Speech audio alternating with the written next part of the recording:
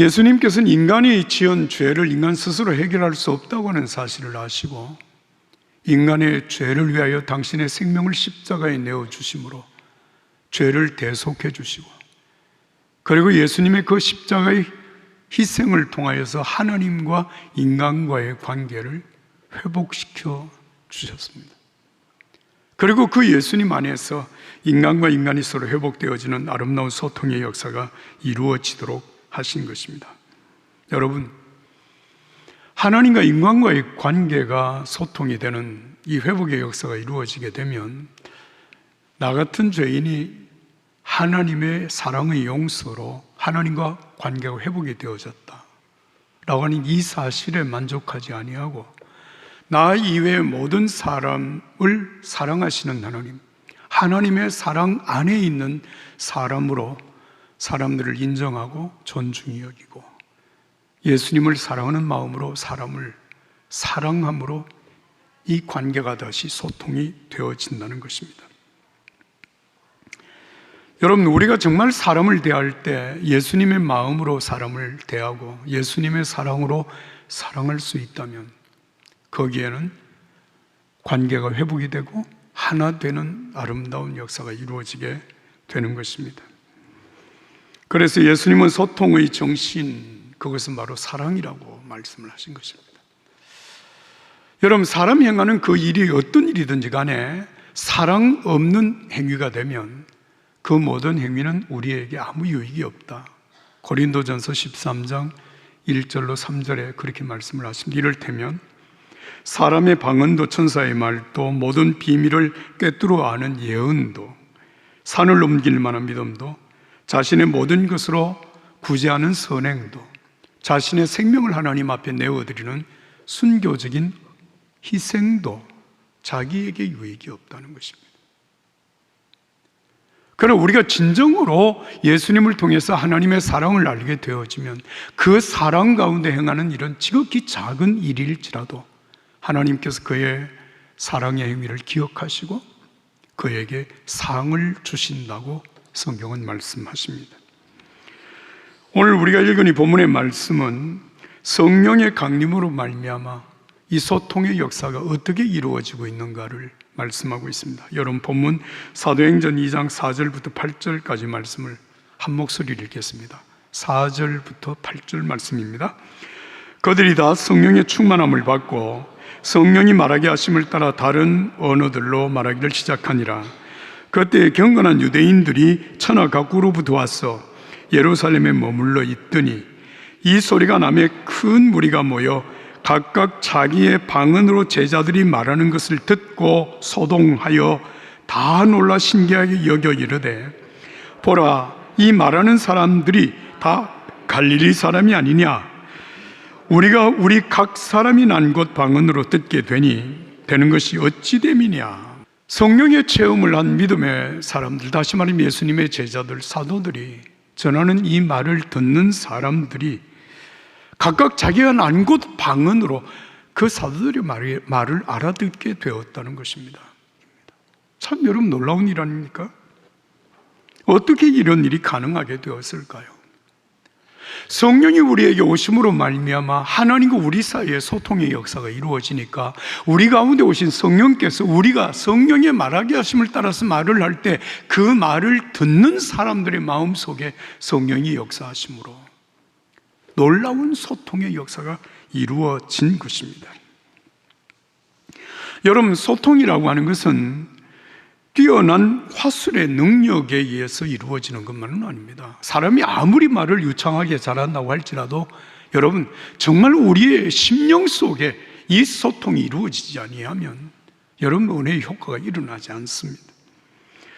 그래서 에베소서 2장 14절에는 예수님은 우리의 화평이시다 이렇게 말을 합니다.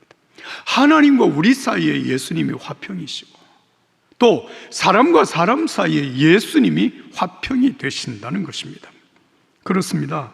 여러분, 우리가 성령으로 말미암아 예수님이 나의 주가 되신다고 하는 사실을 알고 예수님을 내가 영접하게 되면 여러분, 그 예수님은 하나님과 나 사이에 화평이 되시고 나와 만나는 모든 사람 사이에 화평이 되십니다. 이 은혜가 오늘 여러분들에게 있기를 예수님 이름으로 축복합니다. 여러분, 다시 제가 한번 말씀을 읽겠습니다. 그들이 다 성령의 충만함을 받고 성령이 말하게 하심을 따라 다른 언어로 말하기를 시작하니라. 성령이 말하게 하심을 따라 사도들이 말을 하게 될 때에 여러분, 사람들이 그 말을 자기 언어로 받아들이고 이해하고 신비한 소통이 이루어졌다는 말씀입니다. 저는 제가 지금까지 설교를 하면서 제 설교를 듣는 사람들 중에 미국에서 오신 분이 목사님 오늘 설교를 들으면서 제가 목사님의 설교를 영어로 알아들었습니다. 저 중국에서 오신 분이 제가 설교하는 설교를 듣고 제가 오늘 목사님의 설교를 중국어로 알아들었습니다. 독일에서 오신 분이 제가 설교하는 설교를 듣고 오늘 목사님의 말씀을 내가 독일어로 알아들었습니다. 이렇게 얘기하는 사람 한 번도 못 봤어요. 제가 방언을 못하는 거겠죠. 그런데 여러분, 저는 설교를 하면서 참 놀라운 반응을 제가 이리 들을 때가 있습니다. 이럴 때면 어떤 분은 제가 설교하는 중에 목사님, 설교를 듣는데 머리가 너무 아파서 너무 힘들었습니다. 그렇게 얘기를 하시는 분이 계세요. 여러분, 제가 설교하는 것을 설교를 알아듣지 못하니까 여러분 그 머리가 아프고 지루하고 짜증이 나고 시계만 보면서 언제 설교가 끝나는 거 그렇게 말할 수 있지 않겠습니까? 그런데 이것은 단순히 그런 의미가 아니라 그 사람의 마음속에 영적인 싸움이 일어나고 있는 것입니다. 지금까지 내가 하나님과 아무 관계없이 살다가 어느 날 교회에 와서 목사님의 설교를 듣고 예배를 드리고 있는데 그 예배 가운데 내가 지금 영적으로 지금까지 내가 따르던 그 영의 세계와 지금 새로운 하나님의 세계 사이에 내 영혼 속에 충돌이 일어나고 있는 겁니다. 그래서 싸움이 일어나는 거예요. 그래서 고통이 오는 것입니다. 혹 여러분들 가운데 그런 분이 계시다면, 아니 여러분들 주변에 그런 사람이 있다는 것을 아시면 여러분 그 사람을 위해서 기도해 주시기를 바랍니다. 영적인 싸움에서 승리할 수 있도록 성령께서 그 마음속에 함께 하심으로 정말 설교가 하나님의 말씀으로 들려질 수 있고 그 영혼이 하나님의 자녀로 쓸 수 있도록 기도하시면 성령께서 반드시 역사해 주실 줄로 믿습니다. 어떤 분은 제가 설교를 하면 이렇게 반응하는 분도 계세요. 목사님, 오늘 목사님 설교를 들으니까 꼭 제 얘기를 하는 것 같습니다. 제게 말씀을 하는 것 같습니다. 여러분, 누가 제게 와서 그분의 얘기를 제게 들려주었을까요? 아니면 제가 그분이 어떤 일을 하고 어떻게 살았는지 그분이 뒷조사라도 했을까요? 그런 일은 없잖아요. 근데 만약에 여러분들이 설교를 들으면서 목사님이 지금 나에게 하는 말씀이로구나, 내 얘기를 지금 하고 있구나, 이런 생각이 드신다면 여러분 하나님 앞에 감사하시기 바랍니다. 성령님께서 이 부족한 목사의 말씀을 통해 이 설교를 통하여서 하나님의 음성을 나에게 듣게 하신다. 은혜입니다. 감사할 일입니다. 할렐루야. 그런 것입니다. 그리고 제가 설교를 마치고 나면 이제 예배를 마치고 나가는 여러분들 중에서 제게 인사를 해요. 목사님 오늘 말씀에 은혜 받았습니다. 이렇게 얘기를 하죠. 뭐 어떤 분은 그냥 이렇게 의례로 아유 목사님 오늘 수고하셨습니다. 이제 그런 표현을 하는 분도 계시지만 정말 진심으로 목사님 오늘 말씀에 은혜 받았습니다 라고 말씀하시는 분도 계세요. 사실 여러분, 제가 설교를 준비하고 여러분들에게 설교를 하지만 주일날 설교를 들으시는 수많은 분들, 우리 교우 여러분들, 여러분들의 형편이 다 다르고 여러분들이 경험해온 삶의 내용이 다 다르고 정말 기대하는 그 기대도 전부 다르신데 여러분 한 사람이 목사인 제가 여러분들에게 설교를 할 때 그 설교가 어떻게 여러분들이 은혜가 될 수 있을까요? 그래서 설교를 하는 저 같은 경우에는 정말 하나님 앞에 간절한 마음으로 기도를 하는 거예요. 보리떡 같은 하잘 것 없는 하찮은 목사의 설교이지만 주여 성령으로 역사해 주시어서 오늘 이 말씀이 은혜의 말씀이 되고 생명의 말씀이 되고 복의 말씀이 되게 하여 주시옵소서. 말씀이 그렇게 들려지게 하여 주시옵소서. 오늘 이 시간에도 하나님께서 여러분들에게 성령으로 역사하셔서 말씀이 하나님의 음성으로 들려지는 은혜가 있기를 예수님 이름으로 축복합니다. 요한계시록에 보면 부활하신 예수님께서 7개 교회에 메시지를 보냅니다. 그런데 그 7개 교회 한 교회마다 여러분 동일하게 하시는 말씀이 있다는 사실 여러분 아시죠? 성령이 교회들에게 하시는 말씀을 들을지어다. 성령이 교회들에게 하시는 말씀을 들을지어다. 오늘 여러분들에게 제가 말씀을 드린다면 성령이 여러분들에게 하는 말씀을 들으십시오. 오늘 이 은혜가 우리 모두에게 함께하기를 예수님의 이름으로 축복합니다. 성령은 소통의 영입니다. 자, 그렇다면 우리가 이제 이 사도들이 말하는 그 메시지 내용은 무엇일까요? 이 소통의 역사를 일어나게 했던 사도들의 메시지는 어떤 내용을 담고 있었을까? 여러분 오늘 본문 말씀 11절, 12절, 13절의 말씀을 함께 읽도록 하겠습니다. 11절부터 13절입니다. 그레데인과 아라비아인들이라 우리가 다 우리의 각 언어로 하나님의 큰 일을 말함을 듣는도다 하고 다 놀라며 당황하여 서로 이르되 이 어찌된 일이냐 하며 또 어떤 이들은 조롱하여 이르되 그들이 새술에 취하였다 하더라. 아멘. 자, 여러분 오순절 날에 오순절을 지키기 위하여서 세계 각지에 흩어져 있던 경건한 유대인들이 여러분 예루살렘으로 모여들은 것입니다. 그런데 사도들이 하는 말씀을 들으면서 이들이 다 자기 나라에 자기가 태어난 곳의 언어로 그 말씀을 알아듣는데 그들이 알아들은 내용이 무엇인가 하면 하나님의 큰 일을 말씀하고 있다는 것을 깨달은 겁니다. 하나님의 큰 일이 무엇일까요? 여러분 정말로 우리가 꼭 들어야 되고 듣기를 원하는 그 하나님의 크신 일은 무엇일까요? 여러분 우리가 전도할 때 그런 얘기를 하잖아요. 예수 믿으면 복 받습니다. 예수님의 이름으로 기도하면 다 하나님이 응답해 주십니다. 예수 믿으면 자녀들이 잘 됩니다. 여러분 이것도 귀한 일입니다. 또 실제적으로 그런 은혜가 있습니다.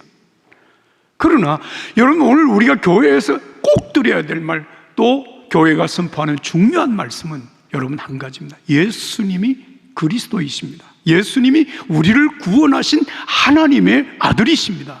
예수님이 나를 하나님의 자녀 되게 하십니다. 예수님은 오늘도 나를 하나님의 자녀로 회복시켜 주십니다.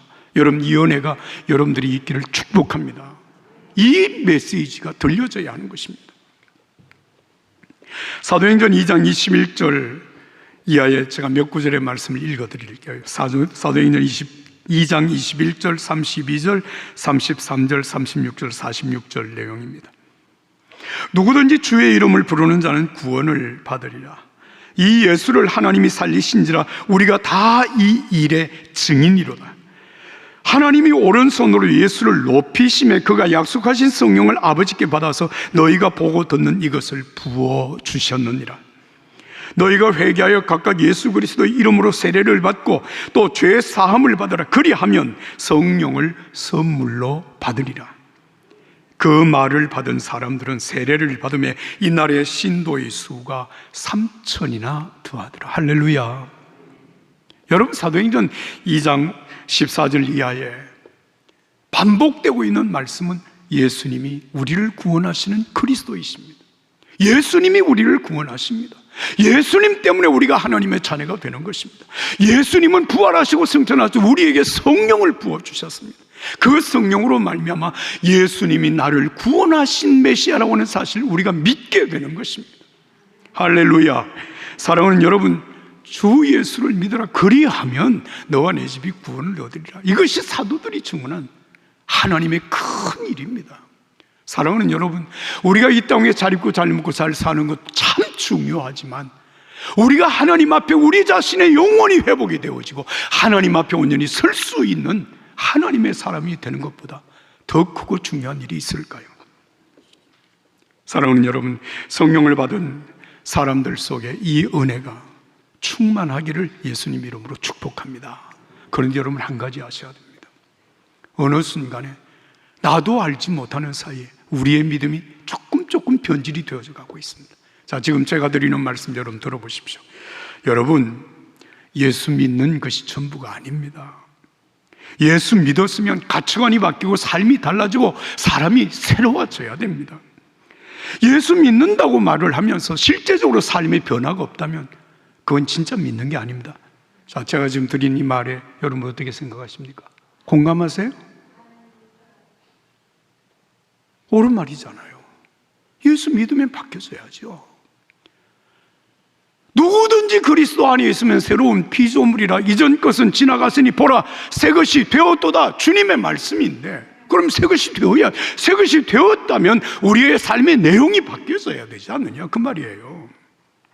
자, 그런데 여러분, 이 말이 정말 옳은 말씀임에도 불구하고 이 말 속에는 함정이 있습니다. 여러분, 그 함정이 뭔지 아십니까? 아니, 예수 믿는다면서 아직 그 모양이야?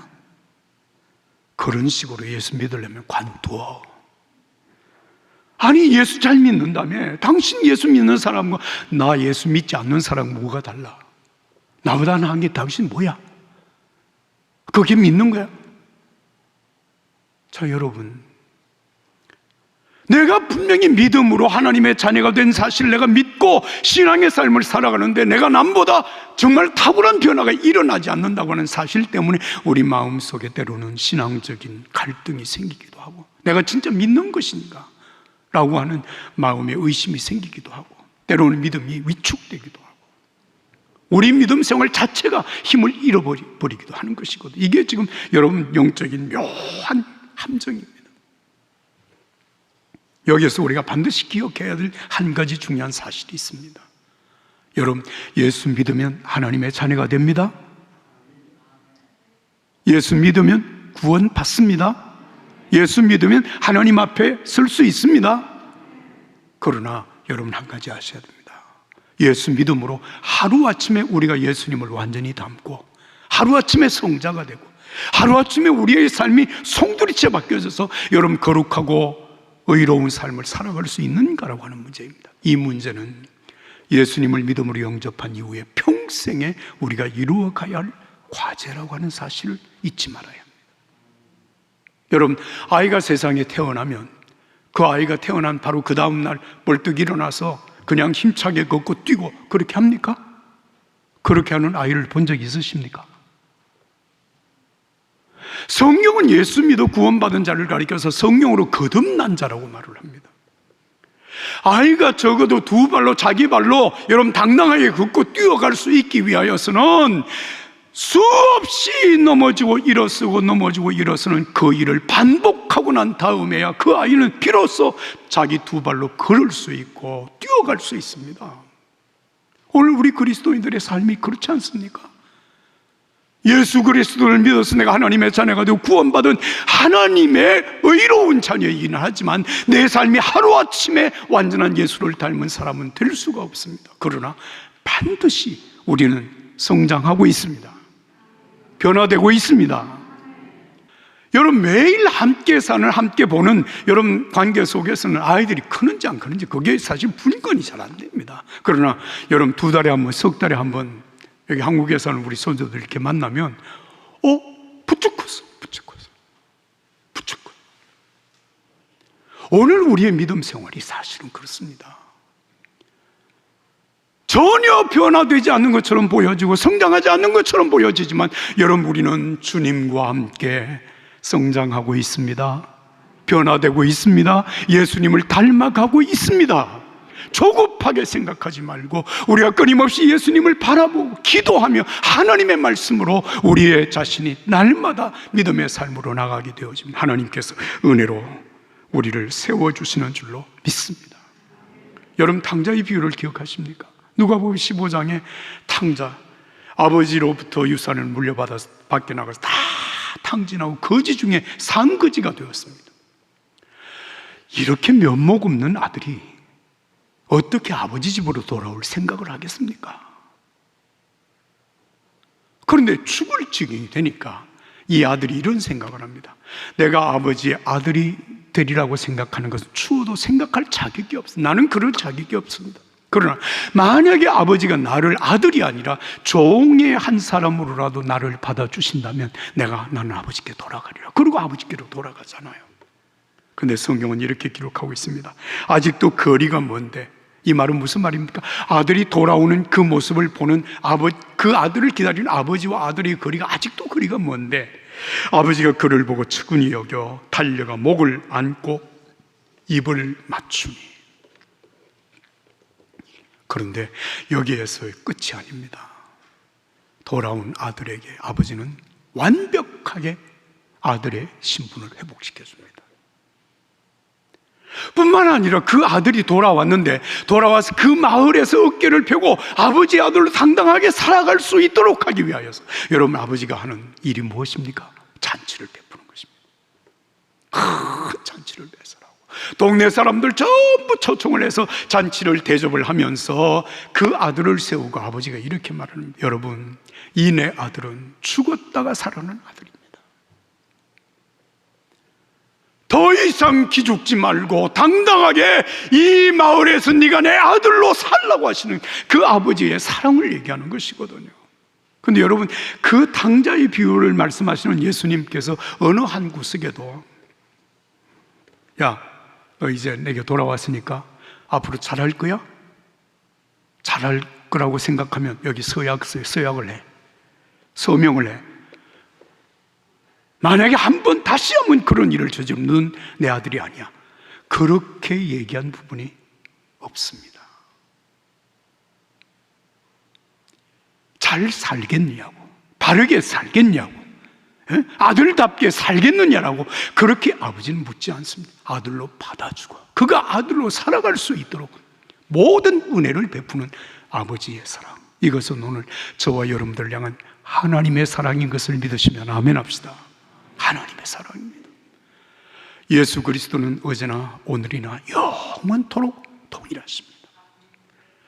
여전히 지금도 나를 위하여 하나님 보좌 우편에서 중보하며 기도하시는 예수님, 우리에게 성령을 보내셔서 우리의 연약함을 끊임없이 도와주시고, 우리가 죄를 지어 실족하게 될 때 우리의 심령을 일깨워 주시고 우리로 하여금 기도하게 하시며 우리의 심령을 사메워 주시고 치유해 주시는 예수님의 그 사랑은 오늘이나 어제나 오늘이나 영원토록 동일하심을 믿습니다. 이것이 하나님의 사랑입니다. 우리는 오늘 그 사랑 안에 있습니다. 존 메가더라고 하는 목사님이 이런 얘기를 했습니다. 모든 성경은 예수 그리스도에게로 통합니다. 모든 말씀은 예수 그리스도에게로 통합니다. 무슨 말씀입니까? 들어본 것 같죠? 모든 길은 어디로 통한다? 로마로 통한다. 우리가 아는 얘기잖아요. 그런데 모든 성경의 말씀은 다 예수 그리스도로 통한다고 말을 했어요. 여러분, 이 말은 무슨 말입니까? 오늘 저와 여러분들의 심령 속에 예수 그리스도에 대한 믿음이 견고하게 세워질 때에 여러분, 하나님의 말씀은 우리에게 복이 되고 은혜가 되고 생명이 되고 구원이 되는 것입니다.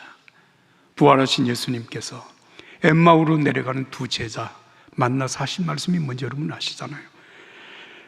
누가복음 24장 26절과 27절의 말씀, 그리스도가 이런 고난을 받고 자기 영광에 들어가야 할 것이 아니냐 하시고, 이에 모세와 모든 선지자의 글을 시작하여 모든 성경에 쓴 바 자기에 관한 것을 자세히 설명하시니라. 구약 성경 구절 구절을 펼치면서 예수님이 십자가의 죽음과 부활, 그 사실을 예수님께서 일깨워 주셨습니다. 그들이 바로 부활하신 예수님을 만나고 여러분 다시 예루살렘으로 돌아가는 역사가 성경에 기록이 되어져 있습니다. 그렇습니다.